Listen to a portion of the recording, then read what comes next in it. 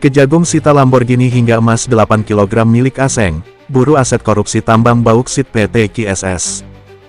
Jakarta, terus mengembangkan penyidikan kasus dugaan korupsi tata kelola izin usaha pertambangan (IUP) PT KSSD. Dalam operasi penggeledahan besar-besaran, penyidik menyita sederet aset mewah dan alat berat milik tersangka SDT alias Aseng, mulai dari supercar Lamborghini puluhan dump truck, hingga emas batangan seberat 8 kg. Penggeledahan dilakukan selama 6 hari, sejak 11 hingga tanggal 16 Juni tahun 2026, di sejumlah lokasi di Kalimantan Barat dan langkah tersebut dilakukan sebagai bagian dari upaya penyelamatan aset yang diduga berasal dari hasil tindak pidana korupsi sektor pertambangan. Salah satu temuan yang paling menyita perhatian adalah sebuah Lamborghini Huracan tahun 2022 yang diduga sengaja disembunyikan di sebuah gang sempit. Penyidik bahkan menemukan indikasi upaya penghilangan barang bukti setelah kunci kendaraan tersebut diduga dibuang ke parit.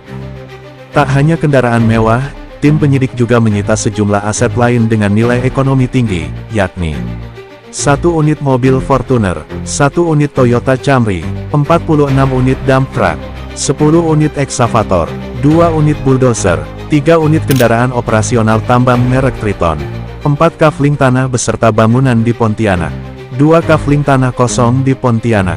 Penyidik juga menggeledah sejumlah lokasi milik pihak yang terafiliasi dengan tersangka. Dari rumah tersangka AP, Direktur PT KSS, tim menyita 8 batang logam mulia dengan total berat mencapai 8 kg. Kasus ini bermula dari dugaan penyimpangan tata kelola pertambangan yang berlangsung sejak 2017. Tersangka SDT alias Aseng diduga menjalankan praktik usaha tambang tanpa proses due diligence yang sah, menggunakan data yang tidak sesuai fakta, serta memanfaatkan dokumen PT KSS untuk menjual bauksit dari luar wilayah izin tambang. Modus tersebut diduga berlangsung sistematis. Meski tidak melakukan aktivitas produksi di wilayah IUP, tersangka tetap melakukan penjualan bauksit dan memperoleh dokumen persetujuan ekspor melalui proses verifikasi yang diduga bermasalah. Penyidik juga menemukan fakta bahwa PT KSS tidak memiliki fasilitas smelter, padahal keberadaan smelter merupakan syarat utama untuk memperoleh izin ekspor mineral. Kejaksaan menduga praktik ilegal tersebut berlangsung sejak 2020 hingga 2024 dengan melibatkan pihak lain, termasuk oknum penyelenggara negara. Akibat perbuatan tersangka SDT alias Aseng dan jaringan afiliasinya, negara diduga mengalami kerugian dalam jumlah besar. Kejagung menegaskan penyidikan akan terus diperluas untuk menelusuri aliran dana, mengungkap aktor lain yang terlibat, serta memaksimalkan pemulihan kerugian negara.